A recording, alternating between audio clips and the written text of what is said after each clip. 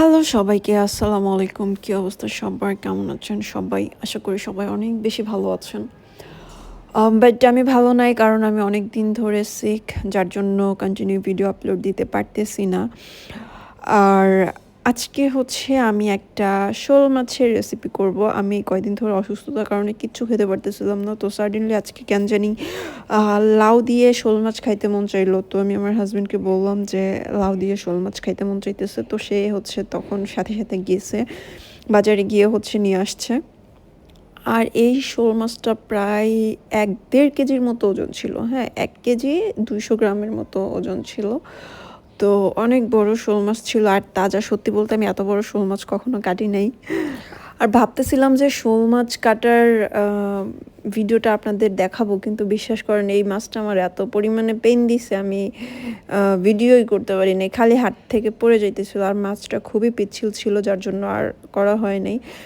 তো মাছগুলো হচ্ছে আমি এখানে ভালো মতো কেটে নিচ্ছি, আর কাটার পরে এখন হচ্ছে লাউটা ধুয়ে নিব। আর এর মাঝখানে হচ্ছে মাছটা কেটে আমি একটু লবণে ভিজায় রাখছি। আর এখানে হচ্ছে লাউটা আমি কেটে নিব। আর এই প্রথম মনে হয় আমার জামাই কোনো একটা মানে জিনিস ভালো মতো কিনতে পারছে, সেটা হচ্ছে সে যখনই বাজারে যায় তাকে দিয়ে যখন আমি সবজি টবজি আনাই, মানে উনি কখনো হাত দিয়ে ধইরা দেখে না যে এটা ভালো না খারাপ। আমরা যেমন লাউ কিনতে গেলে কোনোভাবে একটু নখ টক দিয়ে একটু করি, দেখি যে এটা শক্ত না নরম, ও জীবনও চেক করে না। হ্যাঁ, আর সব সময় একটু মানে বাত্তি দেখে নিয়ে আসে যেগুলো ভালো না, শক্ত হয়ে যায়, এই সব সবজি নিয়ে আসে। এই জন্য আমার হাতে প্রচুর গালি খায় যে বাজার করতে পারে না দেখা। তো আজকের লাউটা অনেক ভালো ছিল, একদম কচি ছিল, আর এটা রান্না করতে গিয়ে আমার কষ্ট কম হয়েছে, মানে অল্পতেই সিদ্ধ হয়ে গেছে। আর এখানে লাউয়ের খোসাগুলো আমি একটু মোটা করে ফেলতেছিলাম, কারণ হচ্ছে গিয়া এই লাউয়ের খোসা দিয়ে আমি আর একটা রেসিপি বানাবো। এটা হচ্ছে লাউয়ের খোসা দিয়ে চিংড়ি মাছের ভর্তাটা অনেক বেশি মজা হয়। আপনারা খাইছেন কিনা জানি না। এই জন্য হচ্ছে খোসাটা একটু মোটা মোটা করে আমি ফেলতেছিলাম, কারণ আমি এটা দিয়ে হচ্ছে আরেকটা ভর্তার রেসিপি করব। সেটা আজকে না, অন্য একদিন করব। আর এই লাউ সবজিটা আসলে আমার কাছে অনেক অনেক ভাল লাগে। মানে এটা খাইলে কখনো মুখে অরুচি আসে না। থাকে না কিছু সবজি 1 দিন 2 দিন 3 দিন খাইলে মুখে অরুচি আসে, লাউ হচ্ছে এমন একটা সবজি, এটা আল্লাহর 30 দিন খাইলে অরুচি আসে না। আমার কাছে কেন জানি অনেক ভাল লাগে। হ্যাঁ, তো লাউয়ের হচ্ছে যে কোনো রেসিপি আমার খুব পছন্দের। আর এটা আমাদের নবীজিরও পছন্দের একটা খাবার, এটা সুন্নতি একটা খাবার। সবাই খাবেন, এটা খাওয়া ভালো। তো লাউগুলো হচ্ছে, লাউয়ের সাথে আমি 1 পিস আলু দিছি, বড় দেখে 1 পিস আলু দিছি। আর এখানে সব কিছু আমি ভালো করে ধুয়ে নিছি। আর এখন মাছটা হচ্ছে আমি কষায় রান্না করব। আমার মোস্ট অফ দ্য রেসিপির মধ্যে দেখবেন হচ্ছে আমি মাছ খুব একটা ভাজি না, আমার ভাজা মাছের তরকারি ভাল লাগে না। আর আমার কষানো তরকারিটা, মানে মাছ কষায় রান্না করলে ওইটা অনেক বেশি ভাল লাগে। খাইতেও মজা লাগে। আর যারা কিনা সবসময় মাছ টাছ ভাইজা রান্না করেন তাদের দেখা আবার ভালো নাও লাগতে পারে, আপনারা অ্যাভয়েড করেন দয়া করে। হ্যাঁ, তো এখানে হচ্ছে আমি মশলাগুলো সব ভালো মতো কষাই নিছি, মানে একটু হালকা ভাজা ভাজা করে নিছি, মশলার কাঁচা স্মেলটা যেন না থাকে। মশলা হচ্ছে একটা রান্নার মধ্যে যত মশলা টশলা যত কষাই নেবেন ভালো করে, তত হচ্ছে তরকারিটা স্বাদ হবে, মজা হবে। তো এখানে পরিমাণ মতো হলুদ দিয়ে নিছি। হলুদটা অনেক সময় আগেও দেই আমি, মানে মশলা ভাজার সময় বা কষানোর সময়, ওই সময় দেই, কিন্তু ওই সময় দিলে একটা ঝাঁঝ বের হয়। হ্যাঁ, পুড়ে যায় মশলাটা, এই জন্য হচ্ছে আজকে আমি পানি দেওয়ার পরে দিয়ে দিলাম। তো এখানে হলুদ দিছি, তারপরে হচ্ছে জিরার গুঁড়া দিলাম। এরপরে দিয়ে দিব হচ্ছে পরিমাণ মতো লবণ। আর এই লবণটা দেওয়ার পরে এই মশলাটা আরও কতক্ষণ ভালো মতো কষাইতে হবে, এভাবে বলক আসা পর্যন্ত ওয়েট করতে হবে। আর আমি একটু পানি বেশি করে দিছি, কষানোর পানি, কারণ হচ্ছে আমার অনেকগুলো মাছ, এগুলো সিদ্ধ হইতে সময় লাগবে। আর তারপরে হচ্ছে সেই কষানো মশলার মধ্যে আমি আবার হচ্ছে তরকারিগুলো দিয়ে দিব। দেখেন একটা জিনিস, আমরা মানুষ হচ্ছে 2 জন, কিন্তু আমি এখানে 6 পিস মাছ দিছি। কেন জানেন? আপনারা জানবেন না, আমি বইলা দেই। সেটা হচ্ছে কি, আমাদের রান্না বান্না দেখা, খাওয়া দাওয়া দেখা আপনাদের অনেকের লোল পড়তে পারে, তখন তো আপনাদের দিতে হবে। এই জন্যই আমি সবসময় একটু বেশি করে রান্না করি, যেন আপনাদের সবাইকে খাওয়াইতে পারি।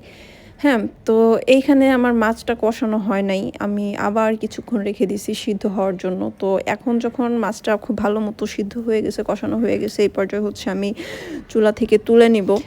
এইখানে আমার মাছগুলো খুব সুন্দরভাবে কষানো শেষ হয়ে গেছে, আর এখন সবজিগুলো আমি কষাই নিব। আর এখানে এক্সট্রা করে মশলা টশলা কোনো কিছু অ্যাড করার দরকার নেই, জাস্ট লবণটা একটু দেখবেন। লবণ যদি কম হয়ে থাকে লবণটা শুধু একটু দিয়ে নেবেন, তারপরে হচ্ছে ভালো করে কষাইতে হবে তরকারিটা। আর সত্যি বলতে আমি না আগে তরকারি রান্নাটা একদমই না পারতাম না। মানে ছোটবেলায় আর কি যেটা হইতো, আমার মা আমাকে অনেক, এটা সবার মাই হয়তো বলে যে মারা যখন রান্না করে তখন বলতো যে আমার পাশে দাঁড়ায় থাক, রান্না শেখ, রান্না শেখ, বিয়ের পরে কাজে দিবে, রান্না বান্না না পারলে শ্বশুর বাড়িতে অনেক কথা শুনতে হবে। হ্যাঁ, এই রান্না বান্না আর কি কাজ, মানে রান্না বান্না কোনো ব্যাপার হইলো, এটা একদিন দেখলেই পরে পারা যাবে। কিন্তু বিশ্বাস করেন ভাই, রান্না বান্না মানে এই জিনিসটা খুবই হার্ড একটা কাজ। যদি কেউ বলে যে রান্না বান্না খুব সহজ, সে হচ্ছে একদম পুরো একটা ঢপ দিছে। কারণ মানে রান্না বান্না হচ্ছে এমন একটা স্কিল, আপনাকে বছরের পর বছর করতে করতে করতে করতে করতে করতে তারপর দেখবেন সব কিছু একদম পারফেক্ট হয়। হ্যাঁ, কারণ এই যে দেখেন, আমি আমি প্রায় অনেক বছর ধরেই রান্নাবান্না করি, তারপরও এখন পর্যন্ত আমার হয়তো লবণ কম হয়ে যায়, নয়তো হলুদ বেশি হয়ে যায়, নয়তো কিছু না কিছু মিস্টেক হয়ই, মাঝে মধ্যে হয়, প্রায় হয়। হ্যাঁ, সো রান্নাবান্না জিনিসটা আসলে সাধনার জিনিস। আর যেই মেয়েরা রান্নাবান্না পারে না, ওরা হাজার সুন্দরী হইলেও আমি বলবো যে ওই সব মেয়েদের একটু অ্যাভয়েড করেন। কারণ ভাই, দিন শেষে যখন কাজকাম করে আসবেন, তার হাতের রান্না খায় যদি ভালো না লাগে, তখন দেখবেন পুরা মানে সব কিছু বেকার। হ্যাঁ, ওই সৌন্দর্য দিয়ে কি আর পানি খাইতে পারবেন? রান্না বান্না ভালো এইরকম একটা মেয়ে দেখে বিয়ে করবেন, দরকার হলে মেয়ে যখন দেখতে যাবেন তখন মেয়ের হাতের বানানো সব কিছু খাবেন। হ্যাঁ, এটা হচ্ছে ছেলেদের জন্য একটা ভালো ট্রিক্স। যাই হোক, আমি হচ্ছে এখানে কষানোর জন্য একটু পানি দিছিলাম। এখন হচ্ছে আমার কষানোটা প্রায় শেষ হয়ে গেছে এই পর্যায়ে, কারণ আমার বেশিক্ষণ লাগে নাই কষাইতে। লাউটা যেহেতু একদম নরম ছিল, তো বেশিক্ষণ লাগে নাই কষাইতে। এখন আমার কষানো অলমোস্ট শেষ। এখন এই পর্যায়ে হচ্ছে আমি পানি দিয়ে দিব। যারা কখনো এইভাবে রান্না করে খান নাই শোল মাছ দিয়ে, শোল মাছ অথবা টাকি মাছ একটা হইলেই হয় লাউয়ের সাথে, তো এভাবে একদিন রান্না করে খাইয়ে দেখেন, অনেক মজা লাগে। হ্যাঁ, তো এখন হচ্ছে ঝোলে পানি দিয়ে দিছি, আর এরপরে আহামরি কোনো কাজ নেই। ঝোলে পানি দেওয়ার পরে জাস্ট একটা বলক আসার জন্য ওয়েট করতে হবে, যেহেতু সব কিছু আমাদের সিদ্ধ করা শেষ। এখন যখন ঝোলে পানি বলক চলে আসবে, এই পর্যায়ে হচ্ছে মাছগুলো দিয়ে দিতে হবে, কষায় রাখা মাছগুলো। আর মাছগুলো দিয়ে দেওয়ার পরে বেশিক্ষণ রাখা যাবে না, মাছগুলো দিয়ে দেওয়ার পরে জাস্ট আরেকটা যখন বলক আসবে, ওইটার উপরে হচ্ছে আমি অল্প কিছু ধনেপাতা কেটে রাখছিলাম, ধনেপাতাগুলো হচ্ছে তরকারির উপরে দিয়ে দিব। বিশ্বাস করেন, এই রান্নাটা মানে গরমের সময় ভালো লাগে, ঠান্ডার সময় আরও বেশি ভালো লাগে। হ্যাঁ, কারণ লাউ যেহেতু ঠান্ডা সবজি, এটা গরমের সময় খাইলে আপনার কাছে ভালো লাগবে, আর ঠান্ডার সিজনে খাইলে তো কোনো কথাই নেই, আরও বেশি ভালো লাগবে। তো আজকে সারাটা দিন অনেক বৃষ্টি, 2-3 দিন ধরে প্রচুর বৃষ্টি, যেহেতু বর্ষাকাল চলতেছে, তো আমার কেন জানি মনে হলো লাউ দিয়া শোল মাছটা খাই। তো আসলে আমি 3-4 দিন ধরে আজকে একদমই ভাত খেতে পারতেছিলাম না, তো আজকে এই তরকারিটা দিয়ে আমি পুরা 1 প্লেট ভাত শেষ করছি। হ্যাঁ, আসলেই অনেক মজা হয়েছিল। তো যাই হোক, আমার তরকারি রান্নাটা প্রায় শেষ, আর আমি ঝোল বেশি কমাবো না, একটু ঝোল রাখবো, যেহেতু আমি এই তরকারিটা আবার সকালেও গরম করে খাবো। সো এই জন্য একটু ঝোল রাখছি, সকালে গরম করতে গেলে তখন আবার একটু ঝোল টানবে। উপরে হচ্ছে হালকা একটু ভাজা জিরার গুঁড়া দিয়ে নামাই ফেলতে পারেন, রান্না শেষ। সো ভালো থাকবেন সবাই, আল্লাহ হাফেজ, টাটা।